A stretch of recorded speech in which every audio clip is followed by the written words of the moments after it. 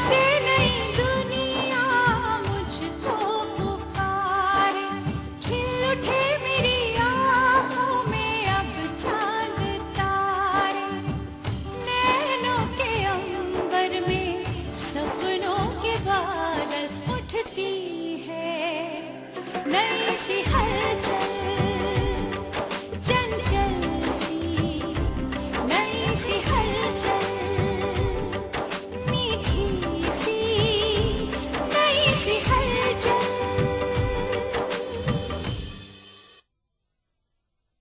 देखिए, अब चंद्रा के बाबा तो रहे नहीं, घर का सारा बोझ आप पर है। चंद्रा की जिम्मेदारी, आसमा की पढ़ाई और फिर उसका विवाह, ये सब मजाक तो है नहीं। इसलिए मुझे नहीं लगता कि चंद्रा की शादी हमारे परिवार में होनी चाहिए।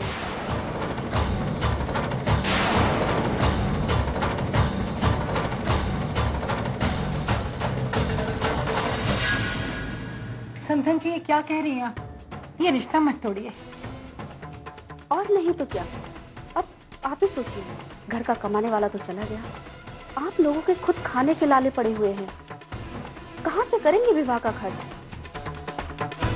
और वो भी हमारे हिसाब। मैं हूं ना, मैं आपकी सारी मांगे पूरी करूंगी। कहाँ से करेंगी? क्या दिलवा पाएंगी मेरे बेटे को नौकरी? ले पाएंगे उसके लिए अलग से घर? अरे आपकी औकात तो 40 बाल चुनी साड़ी देने की भी नहीं है, तो कहाँ से करेंगी विवाह का खर्च?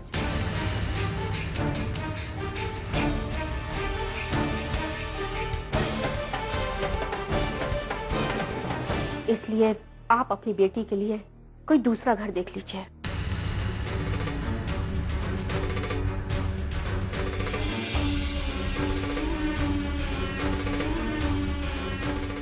ये मेरे लिए?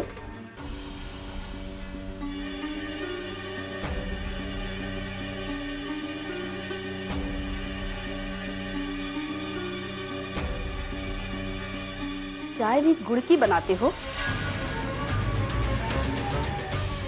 बारातियों का स्वागत तो नींबू और नमक से कर। अच्छा हुआ हमने इस घर में रिश्ता नहीं किया। समधन जी सुनिए। समधन जी, मेरी बात तो सुनिए। समधन जी, मेरी बात तो सुनिए। एक बार मेरी बेटी के गुण तो देखिए। एक बार बोल दिया ना कि मुझे इस घर में शादी नहीं करनी तो नहीं करनी। एक बार मेरी बात सुनिए। माँ, जाने दो इन्हें।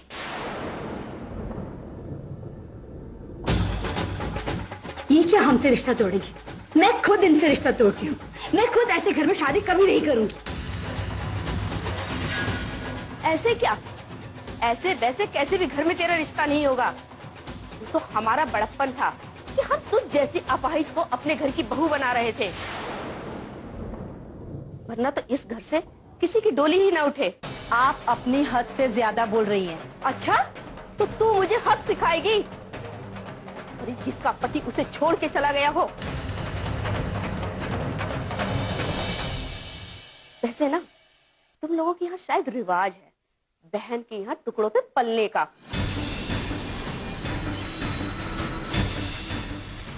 कल को अगर शायद आसमा की शादी कहीं हो गई ना, तो ये चंद्रा उसके यहाँ बोझ बन के पड़ी रहेगी। उसकी चिंता आप मत कीजिए। मैं चाहे जिंदगी भर कुंवारी है, लेकिन मेरी बहन की शादी जरूर होगी, और उसकी शादी इतनी धूमधाम से होगी कि आप देखती रह जाएंगी। अरे कोई बेवकूफी इस घर में शादी करेगा जो 4 औरतों का बोझ अपने सर लेगा।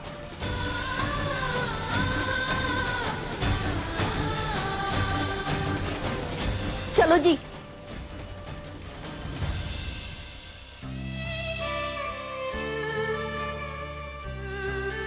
अरे ये तो 15वां रिश्ता था, ये भी टूट गया। यहाँ तो ऐसे ही होता है। अरे हमरे किराएदार है तो क्या हो गया? वो मोटकी औरतिया बात बिल्कुल ठीक है कह रही थी। उनकी बड़की बिटिया से तो कोई शादी करेगा नहीं। और रही छुटकी की बात, अरे जब बड़की की नहीं होगी तो छुटकी की पहले कैसे हो जाएगी? और सुनो तो, ई नाते दोनों बिटिया बिन ब्याहे रह जाएंगी। माँ, उन लोगों की बातों पर ध्यान मत दो, जाने दीजिए, चलिए। हाँ बोल, देखना इससे अच्छे घराने में जाएंगी हमारी बेटियां। ये हरजाना नहीं चलेगा, हम काम नहीं करेंगे, नहीं करेंगे, नहीं करेंगे, नहीं करेंगे, नहीं करेंगे।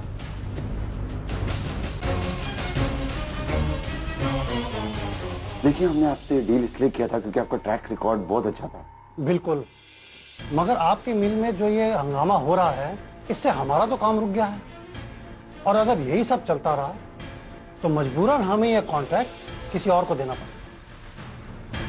देखिए, मेरी सारी जमा पूंजी इस प्रोजेक्ट पर लगी है, मेरा बहुत बड़ा नुकसान हो जाएगा।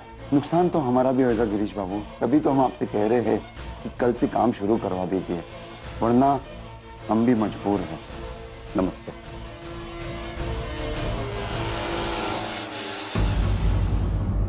देखा, इसी बात का डर था मुझे। तुम गए थे ना उनके घर पैसे लेकर? हाँ दादा, मैंने उन्हें पैसे भी दिए और उनसे माफी भी मांगी, मगर उन्होंने ना तो पैसे लिए और ना ही माफी दी।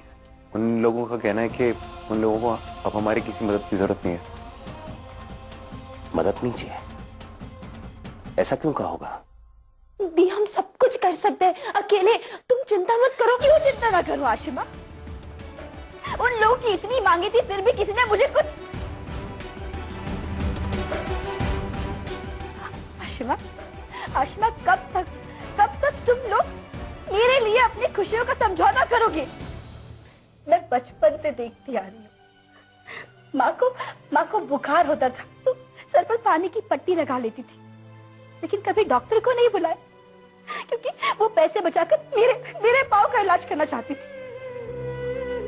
और बाबा जानते थे कि मैं बस में चढ़कर कभी ट्यूशन के लिए नहीं जा सकती, इसलिए पैसों की चिंता किए बिना उन्होंने मेरे लिए टीचर को घर पर बुला लिया ताकि मैं लोगों से पिछड़ ना सकूं। और तू तो कभी मेरी छोटी बहन रही ही नहीं, हमेशा मेरी बड़ी बहन ही बनी। कुछ भी तू मांगती थी, लेकिन इच्छाएं मेरी पूरी होती थी, पर तूने कभी शिकायत नहीं की। कब तक तुम लोग ये सब करते रहोगे? कब तक मेरा बोझा ढोगे तुम लोग? दी, ऐसा मत कहो दी। लगता है बहुत ही स्वाभिमानी लोग हैं। दादा, वो स्वाभिमानी नहीं है, वो अहंकारी है, तभी तो मिल में स्ट्राइक करके बैठे हुए हैं। और जब तक उसकी फैमिली नहीं मानेगी तब तक ये लोग ऐसे ही हंगामा करते रहेंगे। दी, ना तुम कभी हमारे लिए बोझ थी, ना कभी रहोगी। आज जो हुआ, उन लोगों की बातें सुनकर आप ऐसे मत रो। मैं तो कहती हूँ कि अच्छा हुआ कि आपकी शादी ऐसे लालची लोगों के घर नहीं हुई। देखना दी, तुम्हारी शादी होगी तो ऐसे घर जहाँ पे रिश्ता खुद चल कर आएगा, बहुत प्यार करने वाला पति मिलेगा तुम्हें, पलकों पर बिठा कर रखेगा। सच्ची दी, देख लेना। मुझे ऐसा पति मिले या ना मिले, लेकिन मैं दुआ करूंगी कि तुझे ऐसा ही पति मिले जो तुझे दुनिया भर की खुशियां दे।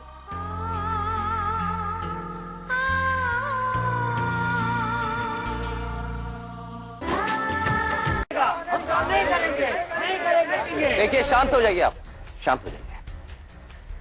देखिए, जो हुआ बहुत बुरा हुआ, ऐसा नहीं होना चाहिए था, लेकिन इस तरह से हड़ताल करना किसी समस्या का हल नहीं है।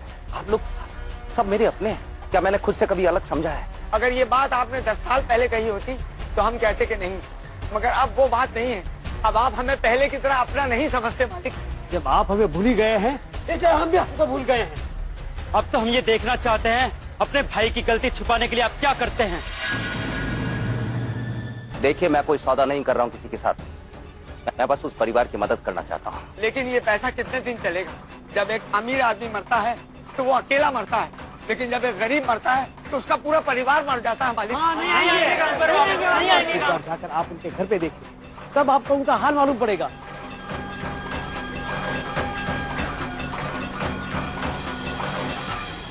तारा बेबी, ये सब नया कलेक्शन है, पता है मुझे, लेकिन नहीं चाहिए। अरे कल आप ही ने तो कहा कि नया नया डिजाइन लाओ, अब आप खरीद नहीं रही है। तारा बात क्या है? जो भी लेना है ले ले। दादा कुछ पसंद ही नहीं आ रहा है, क्या करूंगी खरीद के भी। देख बहाने मत बना, मुझे सच सच बता कि बात क्या है। देख इधर देख, मेरी तरफ देख।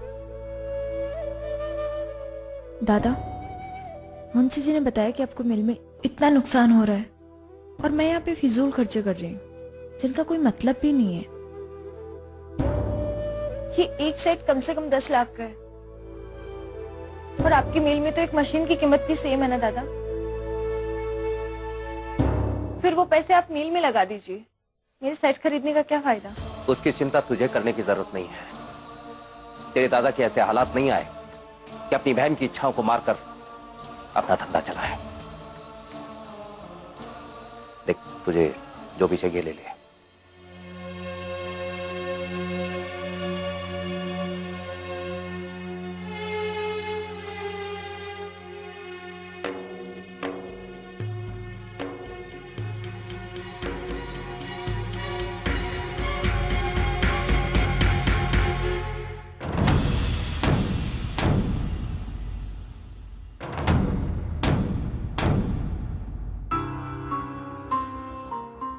पिशिमा कुछ समझ में नहीं आ रहा है। एक तरफ मिलके वर्कर सुन नहीं रहे हैं, काम रुका हुआ है, और आज तारा की बात सुनकर ऐसा लग रहा है जैसे मैं हारता जा रहा हूं। अपनों का भरोसा छूटता जा रहा है। मुंशी जी कह रहे थे वो परिवार बड़ी मुश्किल में है। हाँ, लेकिन वो मदद भी तो लेने के लिए तैयार नहीं है। मैंने भिजवाए थे पैसे। शायद वो भी तेरी तरह बहुत स्वाभिमानी लोग हैं, किसी का एहसान नहीं लेना चाहते। पिशिमा एहसान नहीं कर रहा हूं मैं, बल्कि खुद को दोषी मानते हुए उनकी मदद करना चाहता हूं। कोई ऐसा नहीं करना। एक बात कहूं बेटा, तू शादी कर। तू प्रफुल्ल दत्त की बेटी से शादी कर। उस दिन षष्ठी पूजा में जो लड़की स्टेज पे डांस कर रही थी वो और कोई नहीं बल्कि प्रफुल्ल दत्त की बेटी आशिमा ही थी, जिससे मैं तुझे मिलवाना चाहती थी। उसे मैंने ही तेरे लिए चुना। षष्ठी पूजा के बाद मैं तुझसे इस बारे में बात करने ही वाली थी कि वो हादसा हो गया और बात वहीं की वहीं रह गई। वो बहुत अच्छी लड़की है गिरीश, उससे शादी कर ले। पिशिमा प्लीज, आप ये क्या कह रही हैं और क्या बोलती जा रही हैं आप? किसी अपने को खोने का गम क्या होता है मैं अच्छे से समझता हूँ, क्योंकि मुझ पर बीत चुकी है।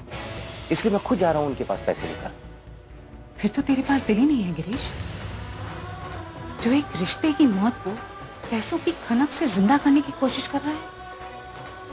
उन्होंने जो खोया है ना, वो भगवान भी नहीं लौटा सकता, फिर तेरे पैसे क्या लौटाएंगे उन्हें?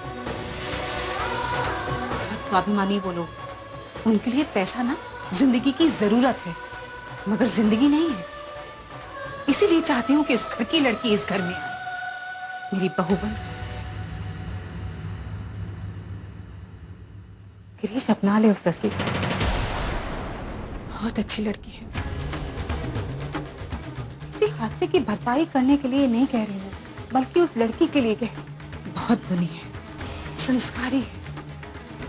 जिस तरह की जीवन साथी की मैंने तेरे साथ कल्पना की थी, बिल्कुल वैसी लड़की है। वो तेरी जिंदगी में आएगी तो लाबोनी को भुला। पिशिमा बस, मैं लाबोनी को कभी नहीं भुला सकता।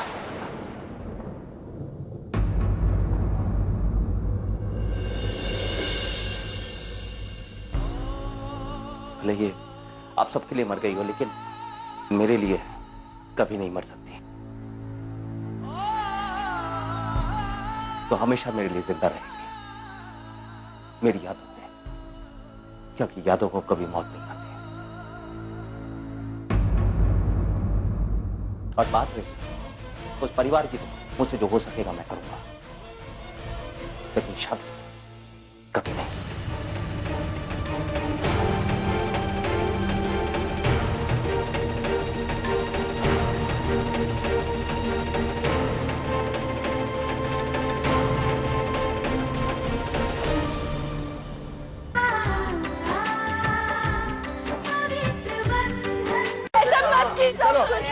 मुरब्बत नहीं। भाई साहब इन्हें रोक दीजिए भाई साहब। अरे आप छोड़िए, आपका पैसा हम दे चुके हैं। वो तो पिछले 3 महीने का था।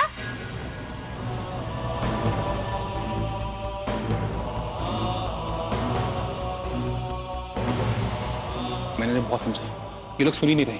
कुछ दिनों का वक्त दे दीजिए, हम दे देंगे। अरे क्या है कुछ दिनों तब से बोल रही हैं आप। अरे एक तो उम्मीद था हमको कि प्रभुवा पैसा दे देता देर सवेर, पर अब कौन देगा। एक ससुर के नाती रे, सब सामान को बाहर फेंक दे।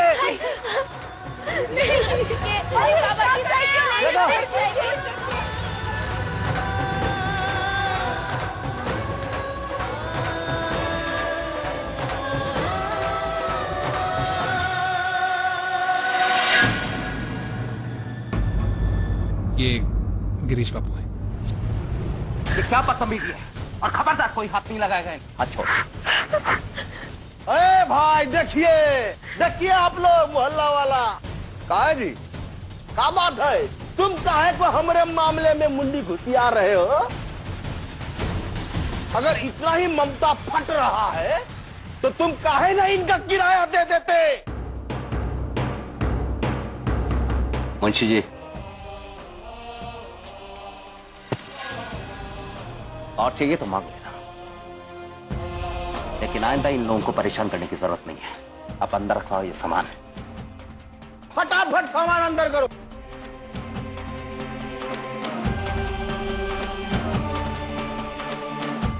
चलो चल। नमस्ते जी। प्रणाम।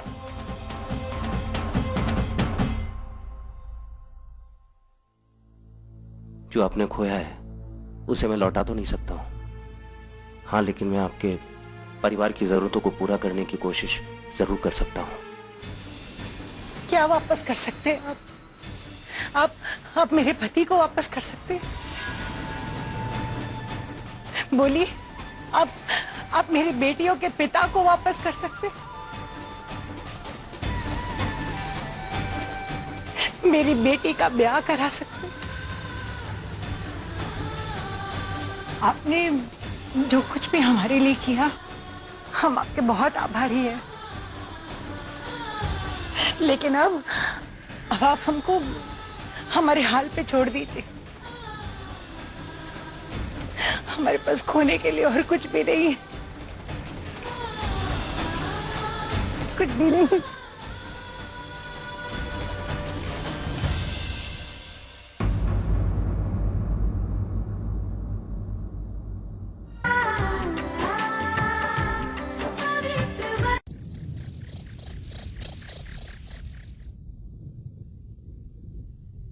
आज तक सोचती थी पलक झपकते ही दुनिया उजड़ना क्या होता है, अब सब पता चल गया। आज पलक झपकते ही मेरी दुनिया उजड़ गई।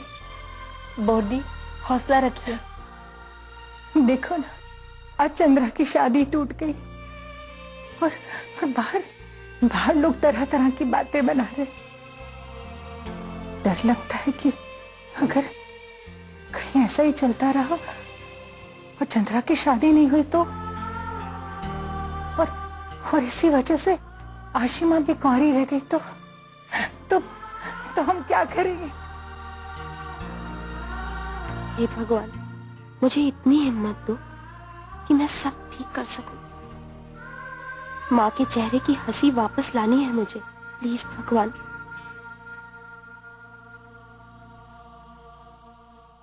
आशिमा से शादी करके तो दोनों परिवारों को बचा सकता है बेटा। मैं शादी करूंगा, एक शर्त है मेरी। अपने गिरीश के लिए आशिमा बहुत पसंद है, मैं उसे अपने घर की बहू बनाना चाहती हूँ। मुझे ये बता, तुझे ये रिश्ता मंजूर है ना?